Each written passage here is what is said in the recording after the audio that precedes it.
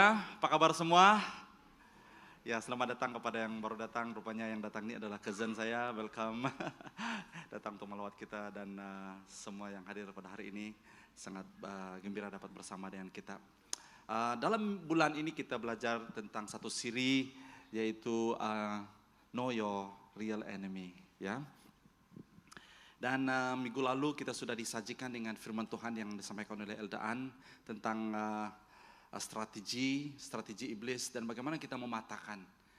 Bahwa kita tahu bahwa setiap hidup orang Kristen seperti apa yang dikatakan oleh Brother Tama tadi, bahwa sejak kita sign kontrak dengan Yesus, kita sudah menjadi target utama, ya. Jadi hari ini adalah lanjutan daripada siri khotbah kita tentang Know Your Real Enemy. Dan hari ini kita semua tahu dan kita sadar tentang peperangan yang sedang terjadi di Middle East, kan, di antara Israel dengan Hamas. Dan banyak mixed reaction dan banyak pendapat dan sebagainya. Dan kita di Malaysia tidak kurangnya di dalam tentang berita yang sangat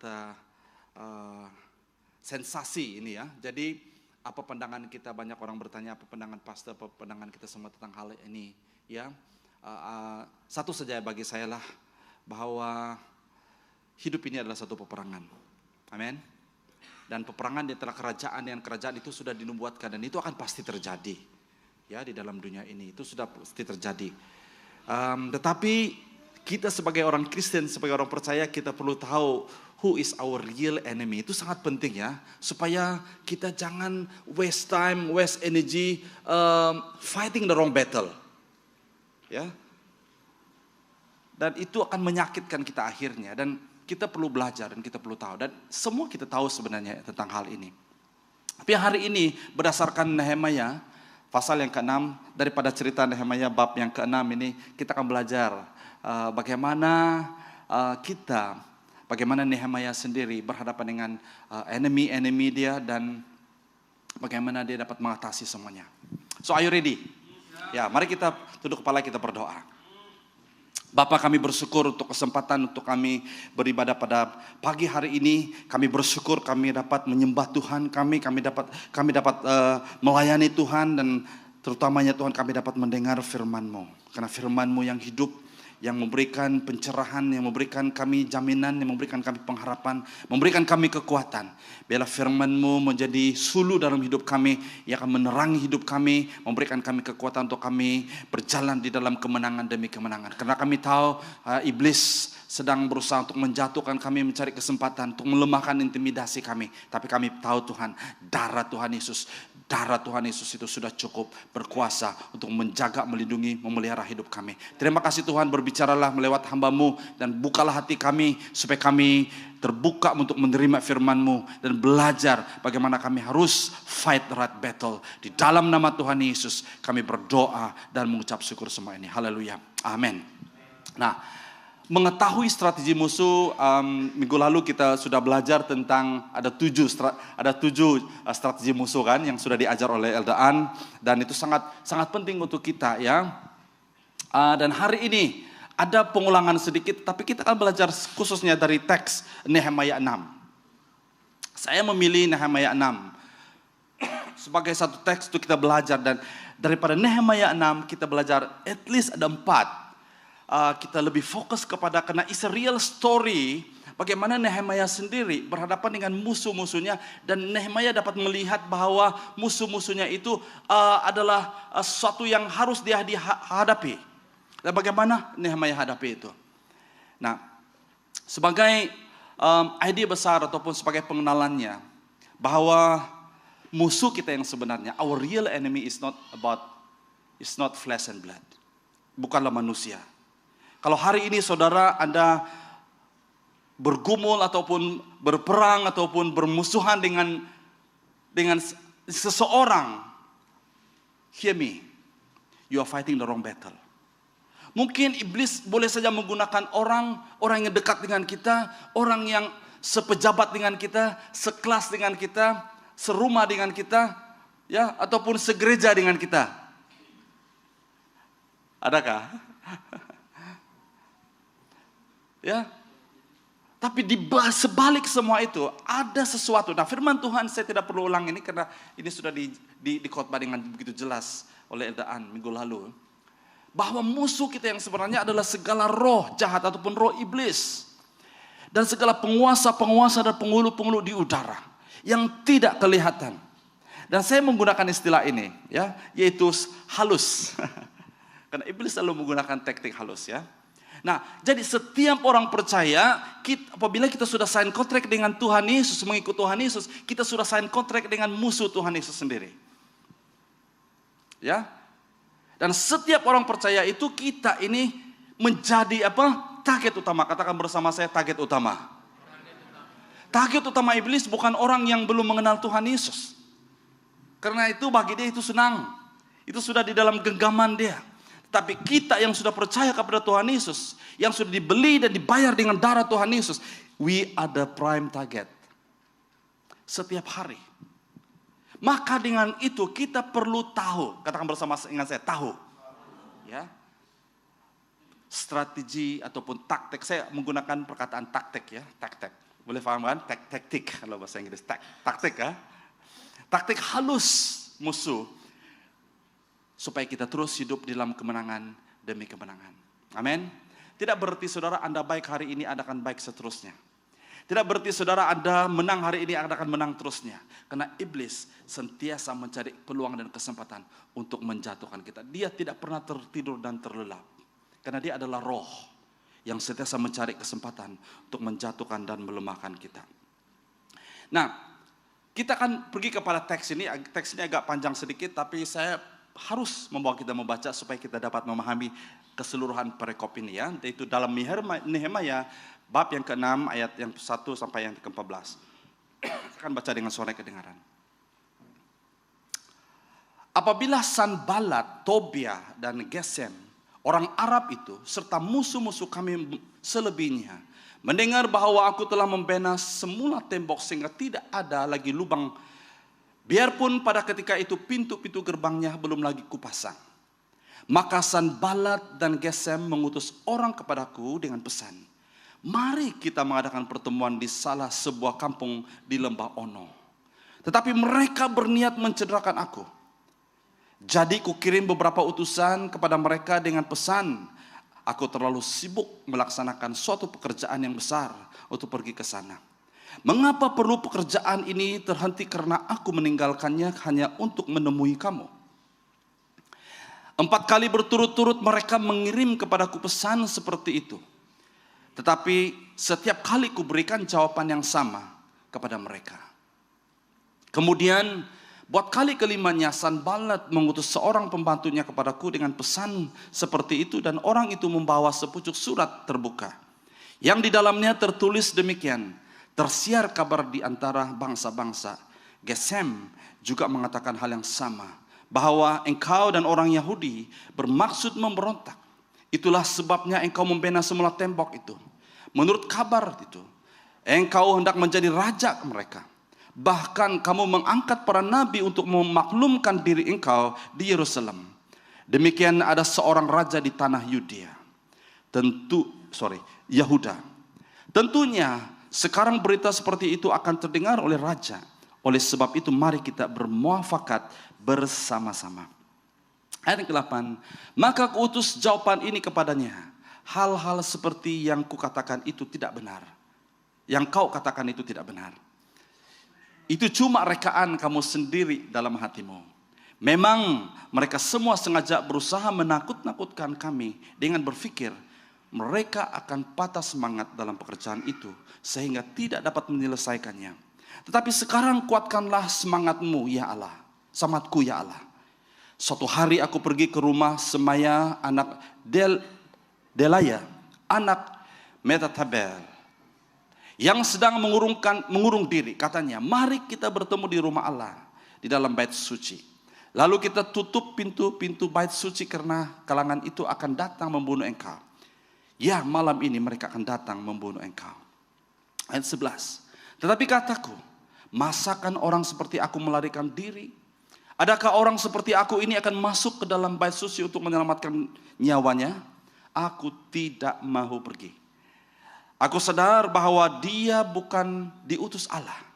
Nubuat itu diucapkan terhadap aku setelah diupah oleh Tobia dan Sanbalat. Dengan tujuan supaya aku takut lalu berbuat demikian sehingga aku berdosa. Dengan begitu mereka dapat membusukkan namaku sehingga aku dicelah. Ya Allah, ingatlah Tobia dan Sanbalat menurut apa yang dilakukan mereka. Juga Nabia, Nuaja, dan nabi-nabi lain yang mau menakut-nakutkan aku. Panjang cerita ini kan. Tapi saya ingin backtrack dulu sedikit supaya kita boleh paham. Karena Nehemia adalah nabi yang dipanggil oleh Tuhan untuk membangunkan semula tembok Yerusalem yang sudah roboh. Nah, pada suatu waktu dulu orang Israel, orang Yahudi di Israel, mereka memberontak terhadap Tuhan, dan oleh karena pemberontakan mereka yang begitu dahsyat, sehingga Tuhan menghukum mereka, menyerahkan mereka menjadi pembuangan di Mesir. Setelah mereka hidup 70 tahun di Mesir, ya, dan mula ada sebilangan orang Yahudi mulai kembali ke Yerusalem. Bahkan ada juga sebilangan kecil orang Yahudi di Yerusalem pada waktu itu. Dan Ezra dan Nehemia, Ezra yang pertama untuk ditugaskan untuk membangunkan kembali bait suci, dan kemudian Nehemia untuk membangunkan tembok. Nah, disinilah ceritanya Ezra dan Nehemia diutus Tuhan untuk membawa rombongan awal kembali untuk membangunkan bait suci dan tembok Yerusalem. So are you with me? Ini sejarahnya ya, ini latar belakangnya. Nah, di dalam bab 6 ini sangat penting, di mana bait suci sudah dibina dan tembok sudah dibina, dan firman Tuhan berkata, Nehemia hanya sedang memasang pintu-pintu gerbangnya, hampir siaplah. Ya, sudah hampir siap, mungkin 90% ataupun 95% sudah siap. Nah, ketika inilah serangan musuh terhadap Nehemia menjadi memuncak, semakin hebat dan memuncak. Ya, dulunya mereka kirim surat, mereka buat fitnah dan sebagainya, tapi sekarang ini mereka target kepada Nehemia. Ya, jadi daripada cerita ini kita akan belajar ada 4. Katakan bersama 4. Saya 4. Katakan bersama saya 4. 4 taktik ya. Ada 4 taktik pada pagi hari ini kita akan belajar bagaimana iblis ini, musuh kita ini, yang menggunakan orang untuk menjatuhkan kita, bahkan untuk mencelakakan kita. Dalam Yohanes 10 ayat 10 berkata apa? Iblis datang untuk mencuri, membunuh dan menghancurkan.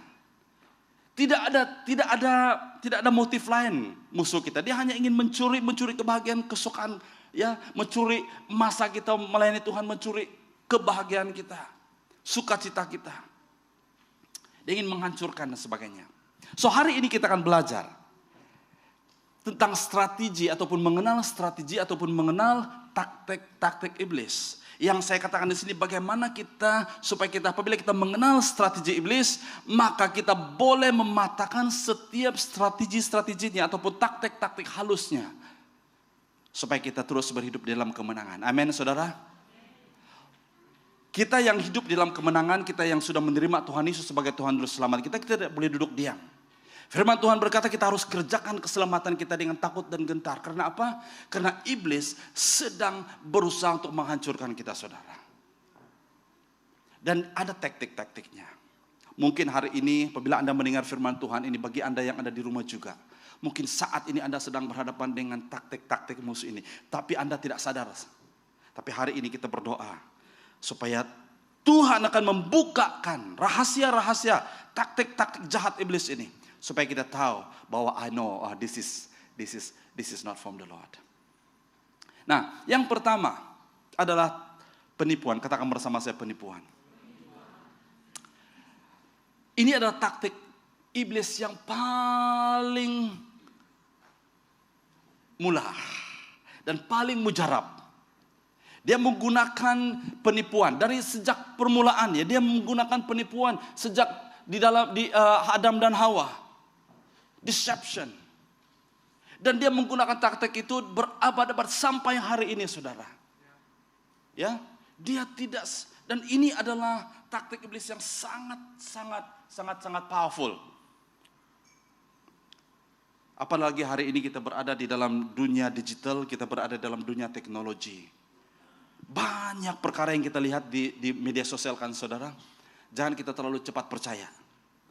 Amin. Banyak gambar-gambar ataupun yang sudah diedit, sudah digambarkan ya. Ada istilah yang seperti cyber troopers. Mereka ini adalah kerja mereka adalah untuk create content. Mereka ini adalah digaji untuk membuat satu satu hal yang banyak menipu. Ya, kalau kita lihat di negara kita Malaysia saja, banyak news-news yang membuat orang begitu percaya kan. So, deception, akarnya adalah penipuan. Nah, kita belajar bagaimana Nehemia menghadapi semua ini.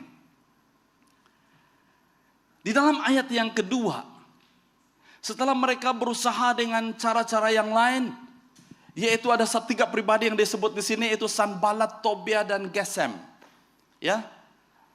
Dan sampai ayat yang kedua, mereka katakan kepada Nehemia, mari kita mengadakan pertemuan di salah sebuah kampung di lembah Ono. Kira-kiranya ini adalah it's like a peace treaty. Ini adalah kira-kiranya dia ingin menjemput Nehemia untuk, marilah kita berjumpa. Ya, marilah kita make peace. Karena mereka sudah bimbang karena tembok Yerusalem sudah hampir siap. Bahkan siap, hanya pintu-pintu gerbangnya belum siap dipasang. Jadi mereka gunakan, mari kita, let's target him. Dan mereka menjemput dia, tulis surat kepada Nehemia, let's come. Kalau Nehemia bukan seorang hamba Tuhan, mungkin dia katakan, it's a good man. To make a peace treaty, ataupun perjanjian damai. Dengan Sanballat, Tobia, dan Gesem. Siapa tidak mau kan? Kalau kita lihat isu di Middle East, two-state solution, yang digembar-gembur ataupun yang sudah berapa tahun ini dicadangkan, masih belum lagi selesai kan? It sounds good, ya. Atas nama perdamaian. Kalau Nehemia bukanlah seorang hamba Tuhan, seorang yang percaya, yang peka kepada suara Tuhan, bahkan peka kepada taktik-taktik iblis. Mungkin saja dia kata, this is good, this is my opportunity to make peace with Sanballat, Tobia, dan Gesem. Kan? Tapi dia tahu bahwa di sebalik itu ada taktik. Di sebalik itu ada penipuan. Nah, setiap hal-hal yang baik tidak semestinya baik. Listen carefully. Good things, not necessarily God's thing. Amen. Banyak perkara di dunia ini yang menyalurkan, yang menyodorkan kita ke hal-hal yang baik. This is good for you. You do this. This is good for you, Do this. But remember, kita harus one step higher than all this.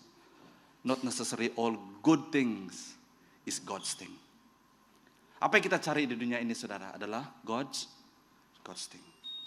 God's thing not necessarily nice, But good things, good things. It makes you feel good. Not necessarily all the good things itu adalah baik, adalah daripada Tuhan. Tapi secara nature manusia ini kan kita suka kepada yang baik. Make us feel good. Ada satu channel itu kan, TV itu kan, saya sudah lama tidak tengok TV, saya tidak tahu masih adakah? The Feel Good Channel. Masih adakah? Ya, NTV7. I feel good. Ini adalah ideologi dunia, make you feel good. Doesn't matter lah, if it's wrong, it's okay, that's your opinion. But to me it's good. It's my decision to live with another same sex with me. I feel good about it. Nah, ini hati-hati saudara, dunia ini is good. The world is so good in doing this. But kita sebagai umat Tuhan, we must be one step higher than this. Kita harus mencari, kalau itu good, is it God or not? Where is God in this? Ya. Nah, apa yang terjadi saudara dan saudara yang saya kasih dalam nama Tuhan Yesus? Bagaimana Nehemia mematahkan taktik penipuan yang begitu halus, yang tidak kelihatan. Yang pertama adalah kita perlukan roh pengertian. Katakan bersama saya, discernment. Every one of us must have the spirit of discernment dalam kehidupan kita. If it's good, stop for a while. Contohnya kita makan kan, so good, enjoy. Stop for a while, think, is it good or not? If you're doing something sangat kosok di dalam membuat sesuatu, melakukan sesuatu, think for a while, stop for a while, is it God's thing or not? If I'm going too deep into this kind of relationship, is it God's thing or not? Is it God's will for me or not? Discernment is needed di dalam kehidupan kita seorang Kristen. Amen. Jadi pada waktu itu Nehemia dia berpikir, he reads between the line. Dia melihat, ini surat ini, let's come and make peace. Dia katakan, ini mesti ada sesuatu ini. Ya, mesti ada sesuatu ini. Hold on first. Nah, bagi Anda, anak-anak muda, if you're not too sure about something in your life, you've been offered for something, if you're not too sure, come and talk to your parents, come and talk to your leaders, come and talk to us. Pastor, my cell group leader, what do you think? Amen? Minta pengertian. Roh pengertian itu bukan zupum terus kita dapat, tidak. It comes in many ways, in many forms. Talk to your leader. If you're not too sure, after talking to your leaders, belum lagi ada damai, read the Bible and ask the Holy Spirit, Holy Spirit, what are you saying to me? Karena saudara, when you make the mistake, it's very hard to come back. Betul? And you will bear this consequence sometimes for the rest of your life, you know.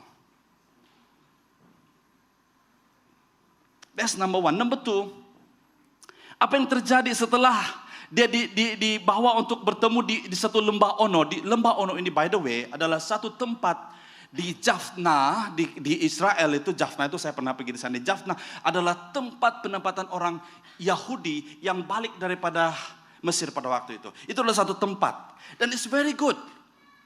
Dan Sanballat, Tobia, dan Gesem ini mencadangkan, let's meet at your place.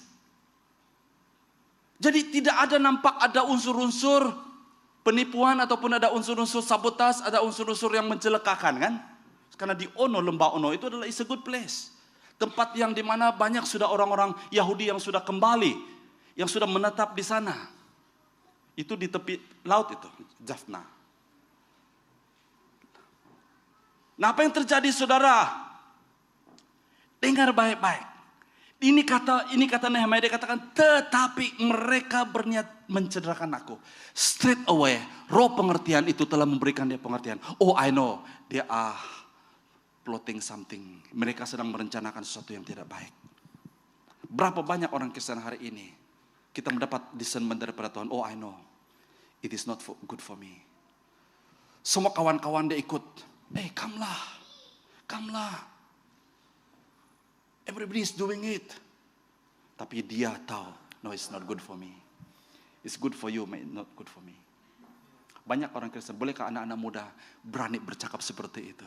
If you don't have the Holy Spirit, if you don't have the Spirit, roh pengertian itu, saudara, sangat susah kita melihat mana yang benar, mana yang baik daripada Tuhan. Amen. Tetapi Nehemia di sini, saya sangat percaya bukan ini karena Nehemia seorang nabi. No, this is for all of us. Amen. Discernment itu bukan hanya untuk pastor, untuk pemimpin, sama orang yang is for everyone who have the Holy Spirit. Amen. You can call, you can ask for the Holy Spirit to help you di dalam setiap keadaan. Minta. Yang kedua adalah roh kebijaksanaan. Ini penting. Oleh karena apabila Nehemia mendapat tahu bahwa mereka merencanakan untuk mencederakan dia buat keputusan dengan bijaksana. Dia katakan, no, I know. They are doing something to harm me. Apa yang dia buat? Dengar di sini dalam ayat yang ketiga. Dia katakan, dia sudah mendapat roh pengertian, dia sudah discern bahwa mereka sedang plotting, mereka sedang merencanakan sesuatu yang tidak baik dengan dia, dan dia bertindak. Katakan bersama saya, bertindak. Tidak cukup hanya dengan pengertian ya. Oh, kau sudah mengerti, saya sudah dapat advice. You have to act on it. This is the hardest part. Dalam ayat ketiga dia katakan, jadi kukirim beberapa utusan kepada mereka dengan pesan. Aku terlalu sibuk melaksanakan suatu pekerjaan yang besar untuk pergi ke sana. Mengapa perlu pekerjaan ini terhenti? Karena aku meninggalkannya hanya untuk menemui kamu. Wow. It is betul, ini berbicara tentang kebijaksanaan. Kebijaksanaan ini berbicara tentang apa, saudara? Dapat membuat keputusan untuk memilih apa yang priority, apa yang keutamaan di dalam kehidupan kita. Do you think that going to church every Sunday is a priority? Hello? Do you think that going to church every Sunday is important to you? Priority kan? Jumpa kawan ting wayang itu bila-bila apa? Betul? If God is important for you, make time. Do you think reading the Bible is important? Amen? Then you have to read the Bible every day. Satu ayat, mula dengan satu ayat lah. Amen.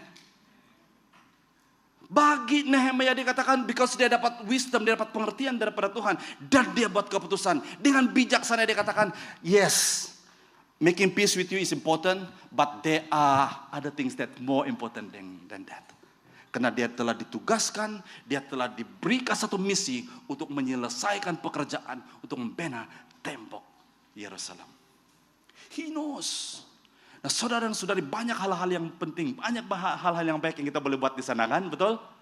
Tapi making time to come to church, making time to worship God, making time to melayani Dia, making time mengambil masa untuk membaca firman Tuhan, ya, berdoa, mengambil masa untuk berdoa, it is more important than many other things dalam kehidupan kita. Haleluya. Are you with me? Yes. Saya suka ayat firman Tuhan ini. Yesaya dalam 11 ayat 2 berkata, roh Tuhan akan diam padanya, roh pengertian, roh kebijaksanaan, roh pengertian, roh nasihat, roh keperkasaan, roh pengetahuan, roh takut kepada Tuhan. Wow, semua ini Tuhan ingin berikan kepada kita. Amin, saudara. Karena Dia tahu kita perlukan semua ini, 7 roh ini, untuk kita berhadapan dengan semua penipuan-penipuan daripada iblis. Dalam konteks ini tadi Nehemia, untuk dia menghancurkan, mengalahkan taktik yang pertama, penipuan. Dia memiliki roh kebijaksanaan dan pengertian daripada Tuhan. He knew it, he discerned, dan he acted on it. Haleluya. Yang kedua adalah taktik musuh, yang kedua adalah terus mendesak. Ataupun persuasion, ataupun persuasive. Ataupun dalam kata yang sederhana adalah persistent. Iblis ini dia datang satu kali saja. Kalau dia coba kita terlepas. Dia tidak akan diam di situ. Dia sangat persisten. Dia sangat persuasif.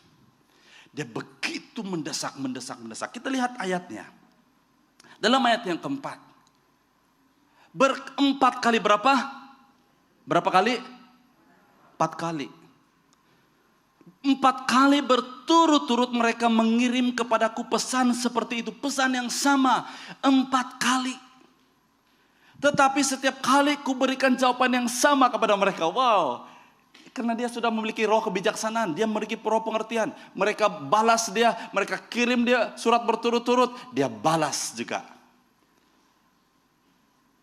Nehemia dia tidak diam. Dia buat. Karena roh kebijaksanaan daripadanya. Bukan saja ayat yang kelima berkata, kemudian buat kelima kalinya. Wow. Ini musuh kita tahu, dia begitu persisten di dalam usahanya untuk menjatuhkan kita. Kalau kita yang berkeluarga ini, mungkin dia serang-serang saya. Mungkin saya terlepas. Dia beralih kepada istri saya. Dia serang-serang istri saya. Mungkin istri saya terlepas. Dia akan serang anak saya. Dia serang anak saya yang sulung. Mungkin dia terlepas. Serang anak yang kedua, mungkin terlepas. Ya, dia akan berusaha lagi. Kalau kami terlepas, siapa lagi dia serang? Mungkin dia serang anak kucing kami. Tidak. Dia tidak akan serang anak kucing ya. Dia tidak not interested in your kucing. Ya, he's interested in you. The devil is so interested in you. Dia ingin menghancurkan kita. Selama 4 kali dan kelima kali Sanbalat mengutus seorang pembantunya kepadaku dengan pesan seperti itu. Nah, begitu konsistennya roh jahat ini ya, ingin menghancurkan kita. Hari ini kita terlepas ya, karena kita you have a CG, you have good friends around you, ya. Tapi ada titik terendah kita. Setiap pribadi kita ini ada titik terendah kita. Ataupun ada moments, ada saat-saat kita lemah, saudara. Especially when you are lonely, when you are alone. Amen. Apabila kita lonely, apabila kita alone, saudara, this is where the devil comes. In many forms, in many ways. Dia datang ketuk. Hey, how are you today? Dan dia selalu menggunakan ini. Ya, setiap pagi, ini bukan pengakuan ya. Setiap pagi, siapa yang seperti saya, setiap pagi yang dipegang dulu telepon. Siapa macam saya? Wah, semua rohani di sini, puji Tuhan. Hah? Sekali lagi saya mau tanya, seperti saya setiap pagi sebelum pergi tandas, sebelum apa, dia pegang handphone dulu. Wah, puji Tuhan. Sama lah kita kan. Kiri kananmu, oh sama, kita sama. Saya tidak tahu apa yang kamu lihat lah. Oh, ada yang cakap, pastor saya baca Alkitab Pak Pastor. Oh puji Tuhan. Saya off alarm saya Pak Pastor. Oh puji Tuhan. Whatever reason, yeah, it's up to you. But you know, we cannot. Hari ini kita boleh tinggal. We can afford to leave our wallet behind, you know. Betul? Tapi we cannot afford to leave this. Betulkah? Sama wallet kita ada semua dalam nih. So Alkitab ini perlu diubah. Man does not live by bread alone. Manusia tidak boleh hidup tanpa handphone. That's reality kan. Nah, iblis sekarang ini senang saja dia mau konsisten dengan kita. Melalui phone kita. Itu sebabnya we come out with community digital. Haleluya. Haleluya. Karena we want to counter. Setiap pagi, setiap hari kita dapat message. I don't know whether you read it or not. Ya, kita dapat message daripada community digital tentang artikel-artikel yang sederhana. So, you don't even spend 1 minute to read it, you know. It's very short messages. It's very good. Saya encourage kamu, setiap pop up in your phone, baca itu artikel-artikel yang dikirim oleh tim community digital. Beri tepuk tangan untuk tim community digital yang working very hard, tirelessly behind the scene. Ya, Tuhan menghargai semua itu. Karena mungkin daripada 100 orang mungkin ada 2-3 orang yang membaca. Tapi itu membawa perubahan dalam hidup mereka. Amin, saudara. Ada beberapa contoh dalam Alkitab lah. Saya mau bawa kita lihat sedikit tentang konsisten. Bagaimana cara iblis ini begitu konsisten. Samson dan Delilah ini semua cerita yang kita tahu kan. Berapa kali kira-kira Delilah memujuk Samson untuk beritahulah darling, apa rahasia kekuatan kamu? Berapa kali kira-kira? 3 kali, 4 kali? Yang dicatat Alkitab mungkin 3-4 kali. Ya. Tapi kalau kita lihat, saya ambil ayat yang ke-16 dikatakan setelah berhari-hari. Katakan bersama saya berhari-hari. Perempuan itu merengek-rengek. Kamu tahu merengek-rengek? Ay darling. Dia berusaha dengan caranya tersendiri, ya, merengek setiap hari. Siapa suami di sini? Kalau hari dia merengek, hari ini oke lah, masih tahan. Kalau besok merengek lagi, 3 hari lah, oke lah. Betul kah, Brother Simon? Betul lah, oke lah, ambillah.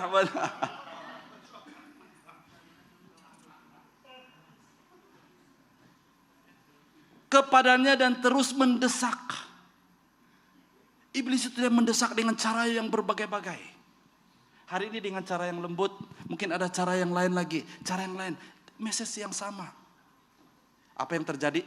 Hati Samson tidak tahan dengan apa? Dengan desakan itu, dan dengan duka cita karena tujahan bertalu-talu di pujukan perempuan itu. Dan we all know the rest of the story. Contoh yang lain lagi, Yusuf dengan istri Potifar. Dalam ayat yang Kejadian 39:10 berkata, meskipun hari demi hari dia memujuk, hari demi hari, tidak tahu berapa lama. Kalau 1 bulan hari demi hari ya, siapapun tidak tahan. By the way ya, istri Potifar cantik tau. Saya tidak dapat bayangkan lah macam mana, tapi dia cantik lah kan.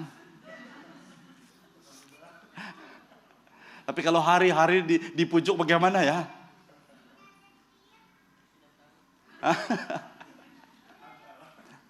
Tapi namun Yusuf tidak mengindahkan pujukannya untuk tidur di sisinya ataupun sekadar bersama-samanya.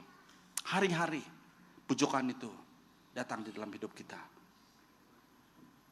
Mau lagi contoh? Saya tidak tulis di sini, tapi contoh Daud dan Goliat. Kamu tahu Goliat?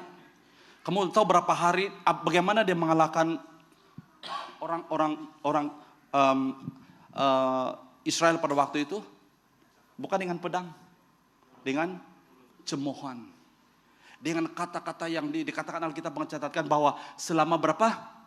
40 hari dia keluar dengan baju dia, dengan perangnya dia katakan, kamu orang Israel tidak baik, kamu tidak baik, kamu dia cakap, kamu tidak baik semua.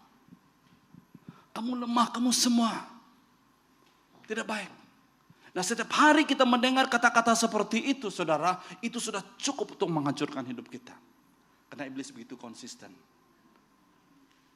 Tapi di sini datang Daud, dia tidak tahan mendengar cemohan-cemohan seperti itu. Karena itu tidak benar. Dan dia mengalahkan Goliat. Dan ketiga ini semua kita tahu. Sedangkan manusia juga mendapat pujukan yang begitu konsisten ataupun cobaan, godaan yang begitu konsisten daripada iblis. Yesus juga mendapat hal yang sama. Sebanyak berapa kali Tuhan Yesus dicobai. Yesus, kamu bayangkan iblis tidak kenal ke siapa Yesus? Dia kenal. Dia tahu itu adalah anak Allah. Tapi dia mencoba dia juga. 1 kali tidak berjaya, 2 kali tidak berjaya, 3 kali dia mau coba lagi. Ketiga kali, mungkin yang ketiga kali inilah. Ya, kamu baca teksnya di situ. Nah, akhirnya apa yang saya mau sampaikan di sini bahwa taktik iblis ini adalah dia begitu persisten, dia begitu mendesak. Nah, dengar baik-baik. What we learn from here is this. Kalau ada sesuatu that coming again and again and again in your life, kita harus sudah mulai be alert. It can be good, you know. It can be something so pleasant. It can be something yang membuat kita rasa, wah, I feel good. Kalau kita tidak pay attention, kita ada discernment spirit, by the time you realize kita sudah ada di dalam. Ya. Yang ketiga adalah fitnah dan umpatan. Wow. Taktik musuh yang ketiga adalah fitnah dan umpatan. Ini semua berbicara tentang words, you know. Slander and gossiping. Siapa pernah difitnah di sini? Tunjukkan jari 1. Siapa pernah digosip di sini? Tunjukkan jari 2. Siapa pernah memfitnah di sini? Jangan tunjuk jari. Karena kita orang percaya, mungkin kita difitnah, tapi kita tidak boleh memfitnah. Tapi kita boleh difitnah. Karena iblis ingin menggunakan fitnah untuk menjatuhkan kita. Amin. Tapi kalau kamu suka memfitnah, bertobat hari ini, saudara. Tapi kalau Anda difitnah, selalu difitnah dan digosip, it's okay. Haleluya. Ya, karena itu adalah taktik iblis. Tapi kalau kamu yang suka memfitnah dan menggosip, hey, there's something very big, something big problem in you. Ya, Anda sudah mungkin menjadi alat iblis untuk menjatuhkan orang lain. Nah, di sini kita melihat dalam ayat yang seterusnya, dalam ayat yang ke-6 dia katakan, ini musuh Nehemia, mereka katakan, apa yang kamu tahu? Dia kata, Nehemia sudah tersebar di antara bangsa-bangsa. Ini dia sudah memfitnah, dia mengatakan sudah tersebar, orang sudah tahu. Gesem juga mengatakan hal yang sama, bahwa engkau, ini mereka menuduh Nehemia, bahwa engkau Nehemia dan orang Yahudi bermaksud memberontak terhadap raja. Itu sebabnya engkau membina semula tembok itu. Nah, tapi Nehemia dia tahu benar tujuan dia membangunkan tembok itu. Dia bukan memberontak. Dia tahu. Dia tahu kenapa dia melakukan itu. Menurut kabar itu juga, nah ini menurut kabar ya, kita ini selalu kan mendengar cerita hearsay ataupun orang ketiga dan keempat dan sebagainya seterusnya. Oh dia cakap bah, oh dia cakap, oh semua dia cakap. Jadi kita percaya dengan apa yang kita dengar. Dan menyedihkannya selalunya itu bukan daripada the right source ataupun dari sumber yang betul. Nah kabar dia katakan menurut kabar itu engkau hendak menjadi raja mereka. Wah ini lagi lebih dahsyat. Dituduh lagi Nehemia ingin menjadi raja. Nehemia tidak pernah berpikir untuk menjadi raja. Karena itu that is not his mission. Dia hanya ditugaskan oleh Tuhan untuk membangunkan tembok. Bahkan engkau mengangkat para nabi untuk memaklumkan diri engkau di Yerusalem. Demikian ada seorang raja di tanah Yehuda. Wow, ini bukan lagi white lies ini. Ini betul-betul ya. Jadi apa yang ini satu umpatan ataupun satu fitnah, satu gosip yang maksimum. Saudara dan saudari jemaat Tuhan yang dikasih, anak-anak muda yang saya kasih. Mungkin Anda pernah mengalami hal yang sama, difitnah, diumpat, digosip dengan hal-hal yang tidak benar. How do you react to this? Adakah Anda terus marah ataupun gunakan Facebook lagi? Wah. Ya, ini saya mau beri warning kepada kita. Never use social media to defend yourself. Never, naik. Don't. Kenapa itu? It will never help. It will never help. Siapakah pembela kita? Ya. Firman Tuhan berkata dalam Mazmur 112, dia berkata, where does our help come from? Dari manakah datangnya pertolongan kita? Dari manakah datang pembelaan kita? Kita datang kepada Tuhan. Apapun jenis umpatan, apapun jenis fitnaan, apapun yang dikatakan kepada kamu fitnah, itu sesuatu yang tidak benar, tapi kamu dikatakan telah melakukan itu. Sesuatu yang menyakitkan, I never do that, I never did that. Kita rasa marah dan kita merasa kepahitan, benci dengan orang yang mengatakan seperti itu. Sehingga kita harus katakan yes, turn to God. Karena dia yang membela kita. Amin saudara. Jangan pernah membela diri kita. Karena semakin kita mau membela, membenarkan diri kita, kita akan menjadi sakit. Semakin sakit, semakin sakit, semakin sakit. Tapi turn to God, karena dia yang membela kita. Amin saudara. Nah bagaimana Nehemia mengalahkan fitnah dan umpatan tadi? Maka kuutus jawaban kepada mereka. Nah Nehemia is very smart person. Dia tidak diam, dia tahu itu adalah celaan, dia tahu itu adalah fitnaan, dia tahu itu adalah cemoohan, dia tahu itu semua tidak benar. Dia tidak diam. Dia apa yang dia buat? Maka ku utus jawaban ini kepadanya. Hal-hal seperti yang kau katakan itu tidak benar. Dia berdiri di atas kebenaran. Yes, karena dia tahu. Berani karena benar. Amin saudara.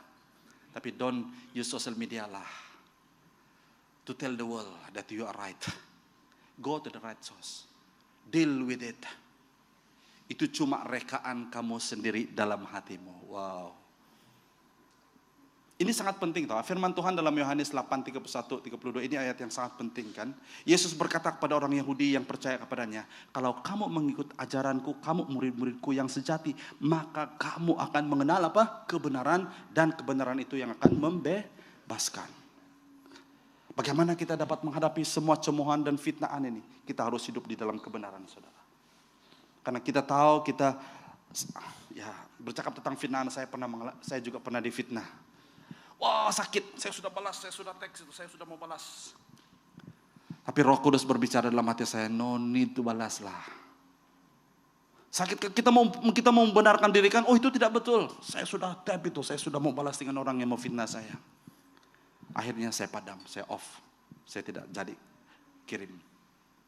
Hati saya penuh dengan damai sejahtera. Karena saya tahu kebenaran. Because I'm not fighting against that person. Karena dia adalah bukan musuh saya.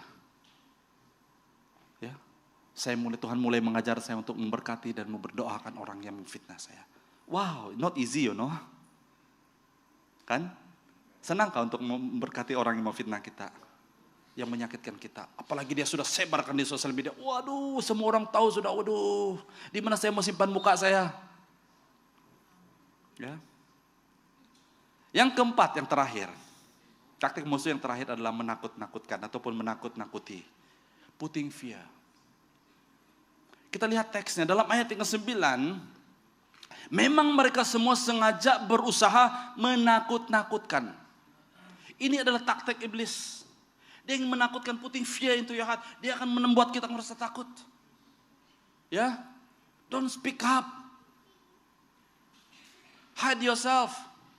Nah, dalam ayat yang ke-10 juga ada seorang yang bernama dikatakan di situ, suatu hari aku pergi ke rumah Semaya anak Delaya. Ya, dan yang sedang mengurungkan diri, dia sedang takut mengurungkan diri. Itu sebabnya banyak anak-anak muda hari ini mengalami kemurungan. Apabila mereka ada masalah mengurungkan diri mereka, they don't speak out. Baru-baru ini kami pergi ke Kapit, kami ajar dan kami pergi ke Tenom, mengajar anak-anak muda. One of the best way untuk berhadapan dengan menghadapi kemurungan ataupun mental health adalah to speak out. Speak it out. Find somebody yang kamu percaya untuk berbicara kepada, kongsikan apa yang kamu alami. Nah ini yang terjadi katanya, mari kita bertemu di rumah Allah. Di dalam ini dia cadangkan kepada Nehemia, dia katakan mari kita bertemu di rumah Allah di dalam bait suci itu, lalu kita tutup pintu suci bait suci itu, karena kalau ada orang datang ingin membunuh engkau.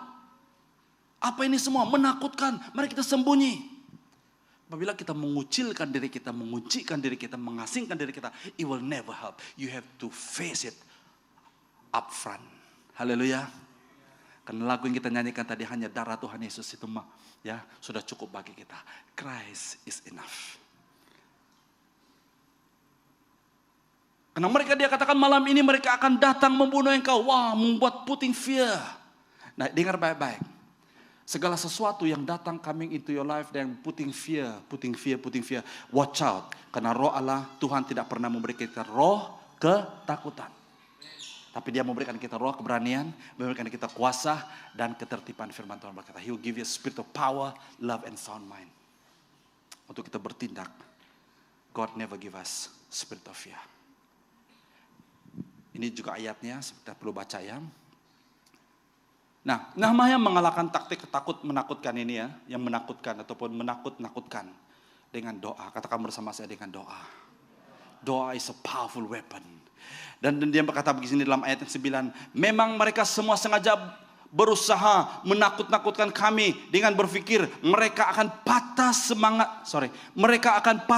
semangat dalam pekerjaan itu sehingga tidak dapat menyelesaikannya. Dengar baik-baik. Tetapi sekarang dia berdoa Tetapi sekarang kuatkanlah semangatku ya Allah. Nehemia walaupun dia nabi, dia tetap berdoa dan mengandalkan Tuhan ketika dia berhadapan dengan musuh yang menakut-nakutkan dia. Matius 26, 41, mari saya undang worship team. Berjaga-jagalah dan berdoalah. Takut nanti kamu tergoda. Memang roh rela tetapi jasmani lemah. Saya suka ini. Apabila saya melihat dan merenungkan balik-balik ayat ini bukan kebetulan tau. Berdoa dulu ataupun berjaga dulu. Apa yang berduluan? Berjaga. Berjaga dulu dan berdoa. Bukan berdoa dulu, berjaga dulu. I believe there is something here so deep. Bahwa di dalam kita berdoa, kita perlu ada elemen berjaga-jaga. Berjaga-jaga itu berbicara tentang apa, saudara? To have the seven spirit of God. To have the word of God in your life. To have the right community. Kita perlu ada community yang baik. Yang saling menjaga. Karena kita tidak boleh menjaga diri kita sendiri. Kadang-kadang we need somebody else. We need community. Itu sebabnya di DMC kita tekankan you must have a CG. Kita tidak sempurna, bahkan jauh daripada kesempurnaan. Tetapi kita sedang menuju kepada kesempurnaan. Tapi community kecil seperti ini akan membantu kita. Keep reminding each other. Hey, come on. Ya. Amin. Dan yang terakhir ini juga ayat yang digunakan oleh Eldaan. Tapi saya hanya sebagai kesimpulan. Bahwa apapun taktik iblis. Taktik pertama tadi apa? Penipuan. Taktik kedua tadi apa? Dia begitu mendesak dan sangat persisten dalam hidup kita. Ya, yang ketiga apa? Dia memfitnah, dia menggunakan cemooh, dia menggunakan kata-kata yang tidak baik, hinaan, umpatan dan sebagainya. Dan yang keempat adalah dia putting fear dalam hidup kita. Dia membuatkan kita rasa takut. Ya, tapi akhirnya saudara, mari kita terus rejoice dalam Tuhan. Dia katakan kepada kita dalam ayat ke-11 Efesus 6, dia katakan, pakailah seluruh kelengkapan senjata Allah supaya kamu dapat bertahan terhadap tipu daya iblis. Haleluya, mari kita tunduk kepala. Haleluya. Terima kasih Tuhan untuk firman-Mu hari ini. Firman-Mu sekali lagi mengingatkan kami bahwa our real enemy is not flesh and blood. Musuh kami yang sebenarnya adalah bukan manusia, bukan juga orang yang menyakitkan kami, bukan juga orang yang jahat kepada kami, bukan juga orang yang memfitnah kami, bukan juga orang yang selalu membuatkan kami susah. Karena di sebalik orang-orang seperti ini ada roh yang sedang kontrol mereka, bahkan roh yang sedang menggunakan mereka untuk menjatuhkan kami, untuk melemahkan kami, untuk merosakkan, menghancurkan kehidupan dan masa depan kami. Bila pada hari ini Tuhan, kami disadarkan sekali lagi bahwa our real enemy is not flesh and blood. Pada hari ini juga kami disadarkan tentang taktik-taktik jahat, taktik-taktik halus iblis yang begitu konsisten di dalam usahanya untuk menjatuhkan kami. Ini mengingatkan kami supaya kami tidak mengambil kehidupan kami sebagai orang Kristen sebagai we take it for granted, kami memandang ringan. Tapi kami sentiasa berjaga dan berdoa supaya kami tidak terjatuh dalam godaan. Terima kasih Tuhan untuk reminder untuk hari ini. Saudara dan saudari yang saya kasih, saya tidak tahu, mungkin Anda sedang berhadapan dengan mungkin salah satu taktik yang ataupun salah satu strategi iblis ini sekarang. Saya tidak tahu. Adakah Anda mengalami satu fitnah yang besar, Anda disakiti, ataupun ada unsur-unsur penipuan sedang terjadi dalam hidupmu, deception. Mungkin ada hal-hal yang membuat engkau takut, membuat engkau rasa ingin mengurungkan dirimu dan don't want to do anything karena engkau merasa takut. Ataupun ada desakan-desakan kecil dalam hatimu yang mengatakan supaya kau lakukan it, just do it. Other people is doing it, it's okay, it's alright. Nobody sees, tidak ada orang melihat, tidak semua orang akan melakukan hal yang sama. Nobody is watching, tidak ada orang melihat. Just do it. Ada suara-suara kecil dalam hatimu. Sadarlah hari ini saudara dan saudara yang dikasih Tuhan, bahwa semua itu adalah taktik-taktik halus daripada iblis yang sedang menyerang kita. Tapi mari hari ini kita sama-sama katakan, karena kuasa Allah yang terlebih besar dalam hidup kita, kita mampu mengalahkan semua dan menghancurkan semua taktik dan strategi jahat iblis. Thank you Lord.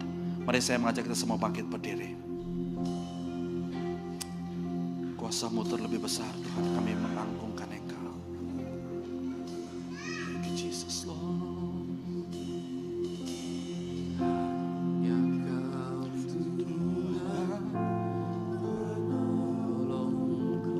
Engkaulah penolong kami yang sejati ya Tuhan.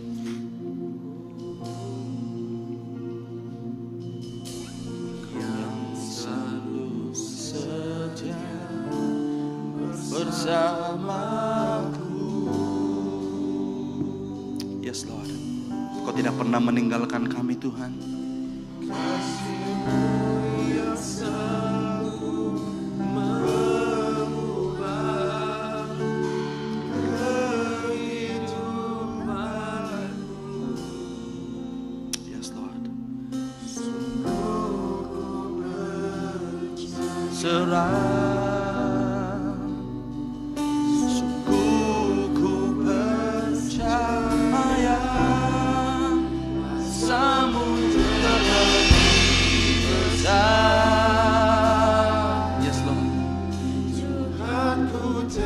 Lebih besar, tak pernah terlambat janji-Mu ya Tuhan, Kuasa-Mu terlebih besar. Kuasa-Mu terlebih besar. Tuhanku terlebih besar. Tak pernah terlambat janji-Mu ya Tuhan, pulihkan hidupku. Mari kita sama-sama katakan lagu ini bersama-sama dengan penuh iman, percaya kita bahwa hanya Tuhan sajalah penolong kita. Penolongku. Yes Lord. Selalu setia bersamaku. Thank you Lord. Kasih-Mu yang selalu mengubah kehidupanku.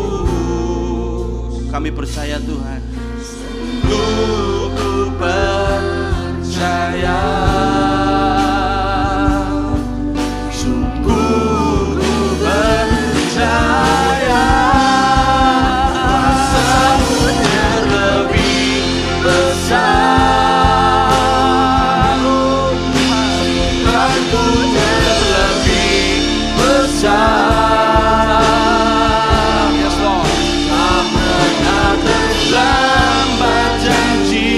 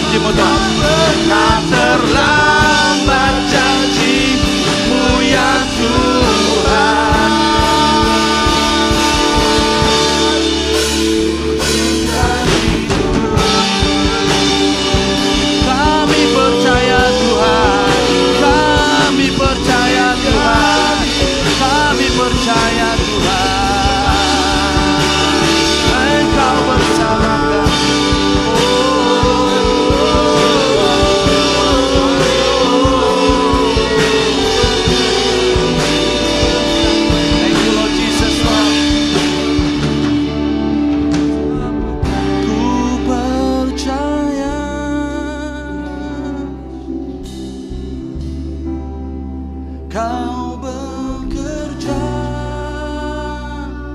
yes Lord, mendatangkan kebaikan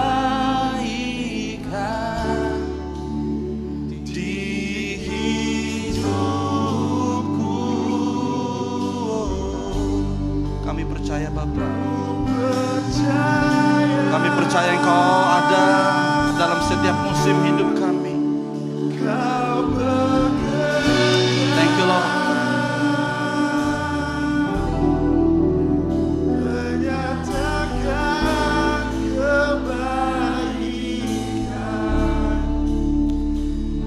Datangkan kebaikan.